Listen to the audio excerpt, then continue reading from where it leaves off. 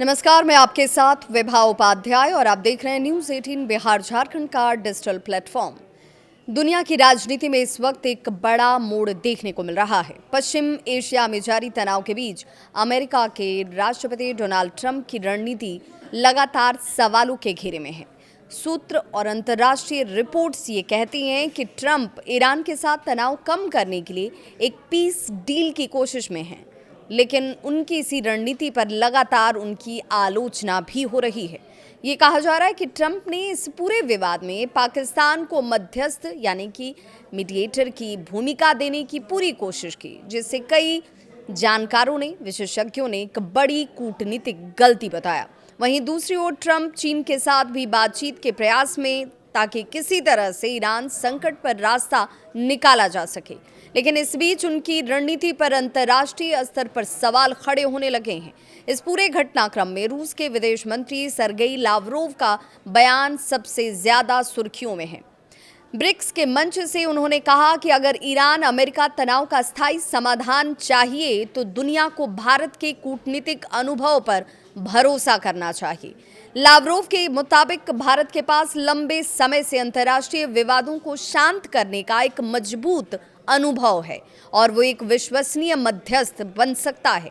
रूस का ये बयान सीधे तौर पर एक इशारा है कि पाकिस्तान की भूमिका सीमित मानी जा रही है, जबकि भारत की डिप्लोमेटिक क्रेडिबिलिटी की बात करें तो वो ज़्यादा मजबूत है। भारत वैश्विक मंच पर संतुलन बनाने में सक्षम है, ये सभी मान रहे हैं। विशेषज्ञों का ये भी कहना है कि बयान वैश्विक कूटनीति में भारत की बढ़ती हुई भूमिका को दर्शा रहा है। रिपोर्ट्स के अनुसार ट्रंप इस समय चीन के साथ भी बातचीत की कोशिश जरूर कर रहे हैं। इसका मकसद यही कि ईरान संकट पर कोई बीच का रास्ता, सुलह निकलकर सामने आए। लेकिन आलोचकों का ये मानना है कि ये कदम उनकी घरेलू और अंतर्राष्ट्रीय स्थिति को कमजोर दिखाता है। पाकिस्तान की भूमिका पर भी सवाल खड़े हो रहे हैं। कुछ घटनाओं का जिक्र करें, पुराने विवादों का हवाला दें तो पाकिस्तान की भूमिका भरोसे की कमी की बात से होकर गुजरती है। इसी पृष्ठभूमि में रूस का भारत की ओर इशारा करना एक वैश्विक कूटनीति में बड़ा संकेत माना जा रहा है। इस पूरे घटनाक्रम से एक बात तो साफ है कि पश्चिम एशिया का संकट सिर्फ सैन्य या राजनीतिक नहीं है।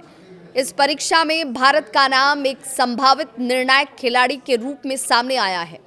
इसीलिए रूस ने जो बयान दिया है, उस बयान के लिहाज से भारत ही वो देश है जिसकी मध्यस्थता से, जिसके बातचीत के फैसलों से, उसकी बातचीत के क्रम से कोई रास्ता निकलने की उम्मीद सबसे ज़्यादा गहरी नजर आती है। इसे लेकर आप क्या सोचते हैं? आपकी क्या है राय? कमेंट सेक्शन में अपनी राय ज़रूर साझा करें।